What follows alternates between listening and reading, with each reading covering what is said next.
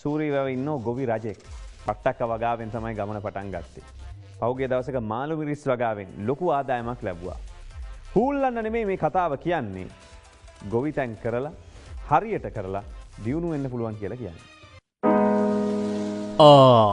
බට්ටක්ක පළදාව නෙලනවා.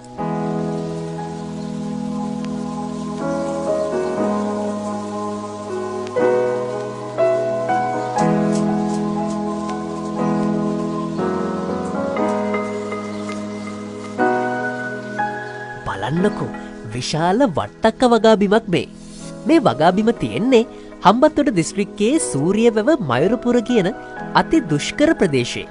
වට්ටක්ක විතරක් නෙවෙයි මාළු මිරිස් අඹ පොල් තෙලුම් තක්කාලි වගේ වගාවනුත් කරගෙන යන ඩී.ඒ. රවීන්ද්‍ර මහතා තමයි මේ වට්ටක්ක වගාවේ හිමිකරු.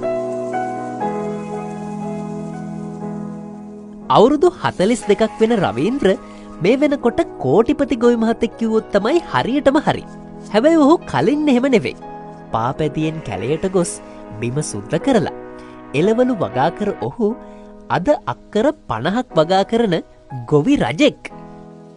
මුලින්ම අපි හේන් කරේ පස්සේ ඊට පස්සේ සම්වර්ධනය වෙලා වතුර අරගෙන මම අක්කරයක් මුලින් පටන් ගත්තේ. එම්ම එතනින් කෙසෙල් කරා, ගත්ලබු කරා, මිරිස් මාළු මිරිස් ඒ කරලා ඊට පස්සේ එම්ම අක්කර 5-10 කරලා අපි දියුණුනේ මහවැලි සම්වර්ධනයේ වතුර ආවත් එක්කමයි. නැත්නම් අපි හේන් හැදුවේ අලි හිටියා. මම කැලේ තිබ්බේ. මෙහෙ මුලින්ම වතුර මල් පටන් ගත්තේ. මම මෙහෙට වතුර මල් හයි කරලා වගා කරා. එතන අක්කර 20ක් හම්බුණා මට මහවැලි සම්වර්ධනයේ වගා කරන්න. ඒ අක්කරම 20ම මම වගා කරා. මට හොඳ ආදායමක් තිබ්බා වට්ටක්ක වලින්, කොමුඩු වලින්. එක සැරේම අක්කර 10ක වට්ටක්ක වගා කරා. වට්ටක්ක කිලෝ 1,10,000ක් ඇඩුවා. ඊට 70න් මම වට්ටක්ක දුන්නේ. මම ලක්ෂ 77මාරක් අරගෙන තිබ්බා මේ වට්ටක්ක වගාවෙන්. එහෙම දීලා මම CHR වර්ගයේ කාර් එකක් මුදල් දීලම කාර්යයක් ගෙනාවා මටම.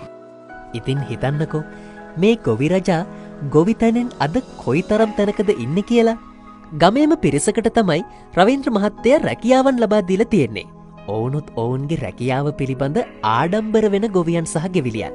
නියමිත ප්‍රමිතියට තාක්ෂණය යොදා ගනිමින් වගාවන් සිද්ධ කරන රවීන්ද්‍ර පහුගිය කාලයේදී මාළු මිරිස් වගාව තුලින් කෝටි 6ක් පමණ ආදායමක් උපයා ගන්න සමත් වෙලා තියෙනවා. මේ පුතා හොඳ පුතේ පොඩි ගොවිතැනින් තමයි පටන් ගත්තේ. දැන් මේ අක්කර 50ක් 60ක් විතර ගොවිතැන් කරනවා. අපි ජීවත් වෙන්නේ පුතාගෙන් තමයි. පුතෙක් කියන්නේ රජෙක් වගේ මනුස්සෝන්ට 50ක් 60ක් පවුල් ජීවත් වෙනවා. ඉතින් අපේ ගොවි මහත්තයා ගොඩාක් සේවයක් කරනවා. ඉතින් ලෙඩ දුක් හැදුනත් සලකනම මරණයක් වුණත් තීමනා දෙනවා. 50 60ක් විතර කට්ටිය මේකෙන් යැපෙනවනේ. ඉතින් ජීවත් වෙන්නේ ඉතින් මේකෙන් තමයි කට්ටිය ගොඩක්ම. මොකක් කරුවල් ගස්සේ නම් ඉන්නේ